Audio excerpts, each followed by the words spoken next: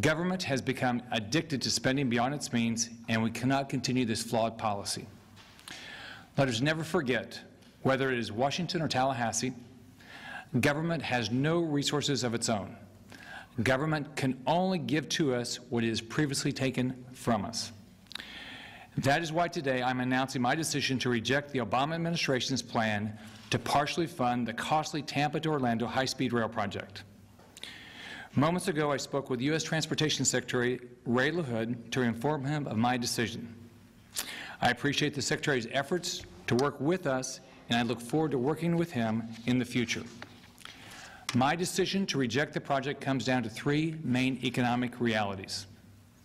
First, capital cost overruns from the project could put Florida taxpayers on the hook for an additional $3 billion. Second, ridership and revenue projections are historically overly optimistic and would likely result in ongoing subsidies that state taxpayers would have to incur, from $300 million to $575 million over 10 years.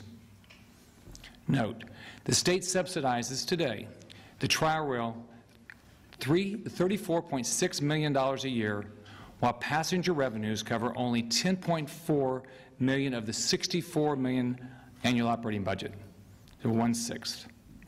Finally, if the project becomes too costly for taxpayers and is shut down, the state would have to return the $2.4 billion in federal funds to D.C.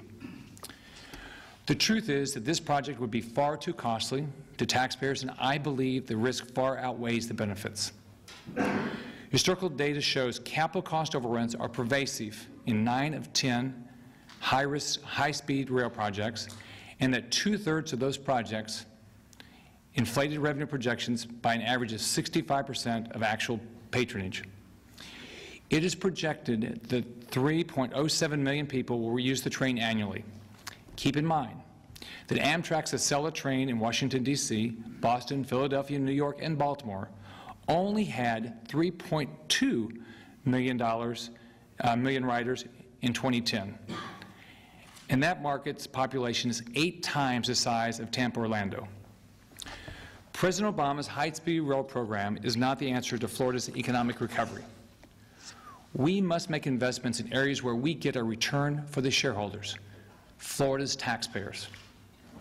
Rather than investing in a high-risk rail project, we should be focusing on improving our port, rail, and highway infrastructure to be in a position to attract the increased shipping that will result when the Panama Canal is expanded, when the free trade agreements with Colombia and Panama are ratified, and with the expansion of the economies in Central and South America.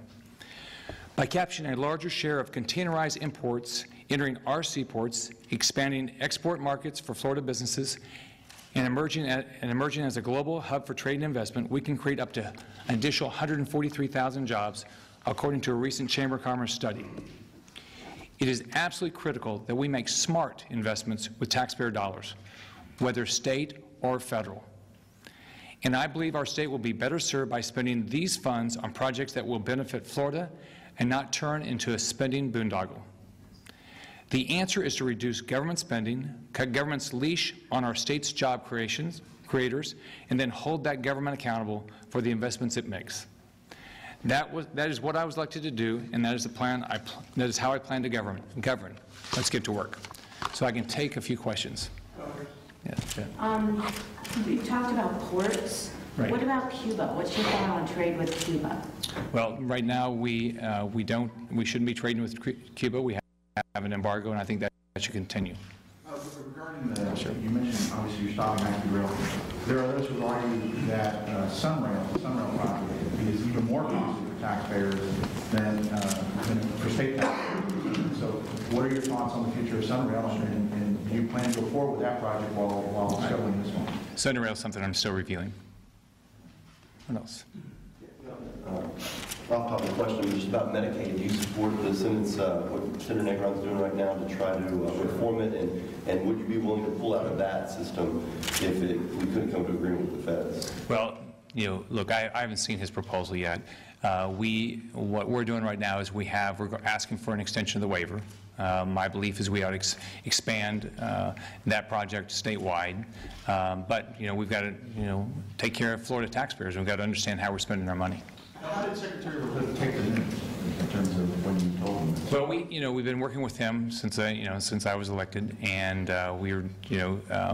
so he's clearly disappointed because it was something he wanted. But my job is to represent the taxpayers of the state, and I'm not comfortable that this is a project that we ought to be doing.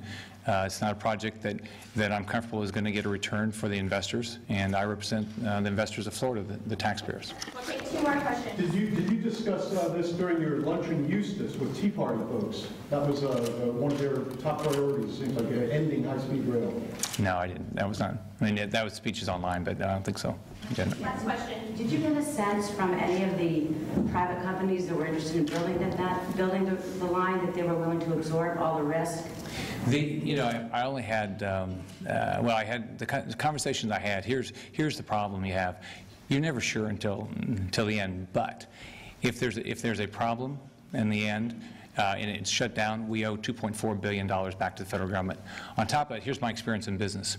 If you enter into a project where it's not a good job, not a good transaction for the other side, it always comes back to be a problem for you. That's what my concern with this is that, you look at the ridership studies, I don't see any way that anyone's going to get a return, and so I'm very concerned about the Florida taxpayers. Thank you very much. Folks, we've got letters and stuff that the Secretary